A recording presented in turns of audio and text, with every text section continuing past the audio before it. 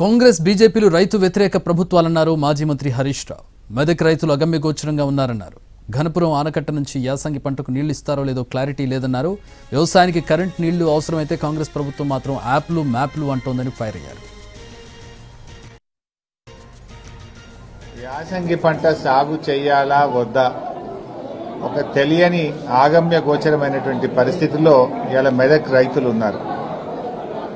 ముఖ్యంగా ఘనపురం ఆనకట్టకు ఈ యాసంగి పంటకు ప్రభుత్వం నీళ్లు విడుదల చేస్తుందా చేయదా అని అర్థం కాక రైతులు చాలా కన్ఫ్యూజన్లో ఉన్నటువంటి పరిస్థితి.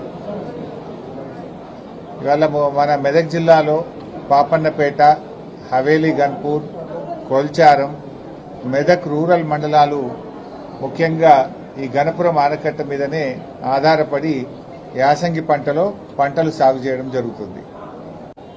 అయితే సింగూరు ప్రాజెక్టు మరమ్మతు చేయాలనేటువంటి పేరిట ఇవాళ సింగూరు ప్రాజెక్టు మొత్తం కూడా ప్రభుత్వం ఖాళీ చేసింది.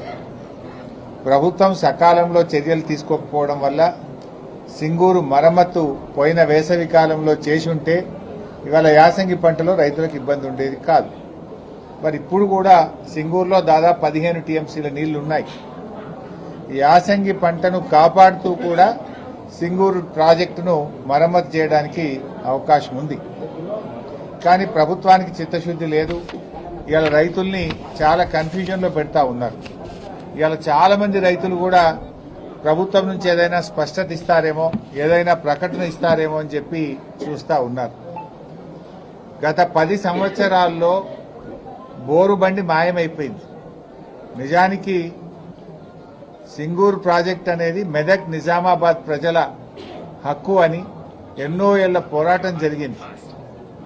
గౌరవనీయులు కేసీఆర్ గారు ముఖ్యమంత్రిగా ఉన్నప్పుడు సింగూరు వాటర్ను మెదక్ జిల్లాకు, నిజామాబాద్ జిల్లా సాగునీటి కోసం మొదటి ప్రాధాన్యత ఇచ్చింది బీఆర్ఎస్ ప్రభుత్వం. హైదరాబాద్కు అటు కృష్ణా గోదావరి నీళ్లు తెస్తూ సింగూరు నీళ్ల ద్వారా మరి 2 పంటలకు కూడా మెదక్ నిజామాబాద్ జిల్లా ప్రజలకు సాగునీరు అందించింది బీఆర్ఎస్ ప్రభుత్వం. అవసరమైతే కాళేశ్వరం నీళ్లను కూడా మళ్లించి 2 పంటలకు కూడా నీళ్లు అందించింది బీఆర్ఎస్ ప్రభుత్వం. అసలు నేను ఆ రోజు నీటిపారుదల శాఖ మంత్రిగా ఉన్నప్పుడు జీవో ఇచ్చి, యాసంగి పంటకు జీవో ఇచ్చి 3 విడతల్లో ఎన్నెన్ని నీళ్లు ఇస్తామో కూడా పంట సాగు కంటే ముందే జీవో ఇచ్చినాం.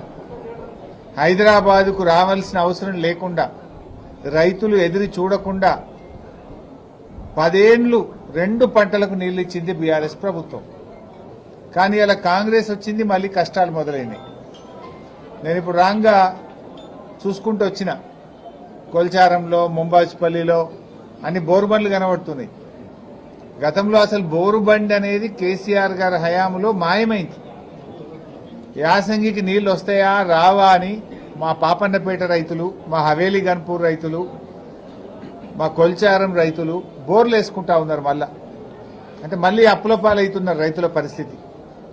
అంటే మార్పు తెస్తాం అంటే మళ్ళీ ఏం మార్పు తెచ్చిండ్రు? పాత రోజులు తెచ్చిండ్రు. మళ్ళా బోర్ల చుట్టూ రైతులు మళ్ళీ అప్పుల పాలయ్యేటువంటి పరిస్థితి తెస్తా ఉన్నారు. 10 ఏళ్లలో ఒక్కనాడు కూడా బోర్ వేయలే రైతులు.